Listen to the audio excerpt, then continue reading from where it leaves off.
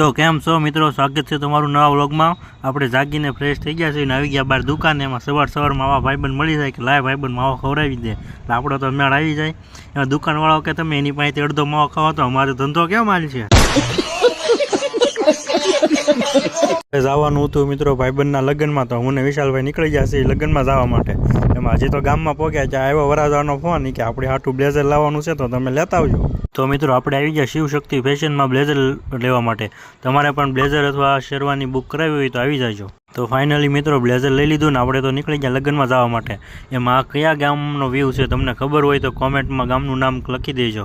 અને એમાં વિશાલભાઈ તો જુઓ કેમ એન્ટ્રી પાડે છે, જાણે એમના જ લગ્ન હોય। कैसा लगा मेरा मजाक? આપણે પહોંચી ગયા વરાજાના ઘરે ને મળી લીધું પહેલાં વરાજાને। વરાજા તો ફૂલ એન્ટ્રીમાં હતો કે આપણને વ્લોગમાં લઈ લો કે તમારે મારે ફેમસ થઈ જવું છે। એમાં લગ્નમાં આવો એટલે તમને આવો એકાદો અરુક પદુડો તો મળી જાય છે, તો એન્ટ્રી જ મારતો હોય, કામ કાંઈ કરે નહીં ને। એમાં લગ્નમાં આર્યા પરજા રમતી હતી રમકડાથી, કાંઈ આ તો મજા આવે। તો જોતા થતા તો આપણે મોટી પરજાઈ મળી ગઈ કે નાના રમે તો આપણે શું વાંધો, મોટી પરજાઈ રમવા મળી। તો જમણવારનું કાઉન્ટર ચાલુ થઈ ગયું ને એમાં આપણા ફોલોવર મળી ગયા હતા આપણને કે તમે બહુ સારા વિડીયો બનાવજો, અમને વિડીયોમાં લઈ લો। પછી તો આપણે એને વિડીયો ઉતારી નાખ્યો। પછી તો મને લાગી ગઈ ભૂખ ને આપણે બેસી ગયા જમવા। એમાં ત્યાં તો વરાજા આવી જાય કે આજ તો તમને બધા પટકા ખવડાવવાના છે કે। એમાં વિશાલભાઈ તો કેમેરો ચાલુ હોય ને એ તો મળાય કે એક નહીં 3 બટકા હોય જો આપણે હાલ। એમાં અજયભાઈ તો વરાજાને લાડો ખવડાવી દીધો।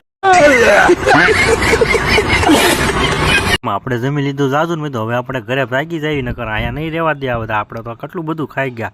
વિશાલભાઈ કે હાલો આપણે ઘરે જવા દેવી। એમાં રસ્તામાં આવી ગયા આપણા મેનેજર સાહેબની દુકાન સંજય શેઠની કે આવો આપણી દુકાને સોડા પીવા માટે। તો બધા તો કરી ગયા દુકાનમાં સોડા પીવા, મીઠા બધા ગ્લાસ ઉપર ગ્લાસ સોડા પીવા। ए रहा नहीं जाता, तड़प ही ऐसी है ना। ફાઇનલી મિત્રો આપણે આવી ગયા ઘરે ને અગાસી ઉપર ચડી ગયા। તો મિત્રો આજનો વ્લોગ તમને ગમ્યો હોય તો લાઈક કોમેન્ટ કરી દેજો।